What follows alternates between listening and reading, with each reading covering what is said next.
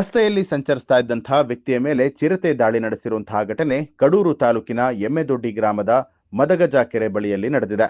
ಎಮ್ಮೆದೊಡ್ಡಿ ಗ್ರಾಮದ ಮೂರ್ತಣ್ಣ, ಮಂಜಣ್ಣ ಚಿರತೆ ದಾಳಿಗೆ ಒಳಗಾದವರು. ಹಳ್ಳಿಯಿಂದ ಸಖರಾಯ ಪಟ್ಟಣಕ್ಕೆ ಬರುವಂತಹ ಮಾರ್ಗ ಮಧ್ಯೆ ಚಿರತೆ ದಾಳಿಯನ್ನ ಮಾಡಿದೆ. ಈ ವೇಳೆ ಮೂರ್ತಣ್ಣ ಎಂಬುವರ ಎಡಗೈಗೆ ಗಾಯ ಆಗಿದ್ದು ಸ್ಥಳೀಯ ಆಸ್ಪತ್ರೆಗೆ ದಾಖಲು ಮಾಡಲಾಗಿದೆ. ಇನ್ನು ಚಿರತೆ ಹಾವಳಿಯಿಂದಾಗಿ ಸ್ಥಳೀಯರು ಮನೆಯಿಂದ ಹೊರಬರೋದಕ್ಕೆ ಭಯವನ್ನ ಪಡುವಂತಾಗಿದ್ದು, ಸಂಬಂಧಪಟ್ಟ ಅಧಿಕಾರಿಗಳು ಕೂಡಲೇ ಕ್ರಮವನ್ನ ಕೈಗೊಳ್ಳಬೇಕು ಅಂತ ಹೇಳಿ ಒತ್ತಾಯ ಮಾಡಿದ್ದಾರೆ.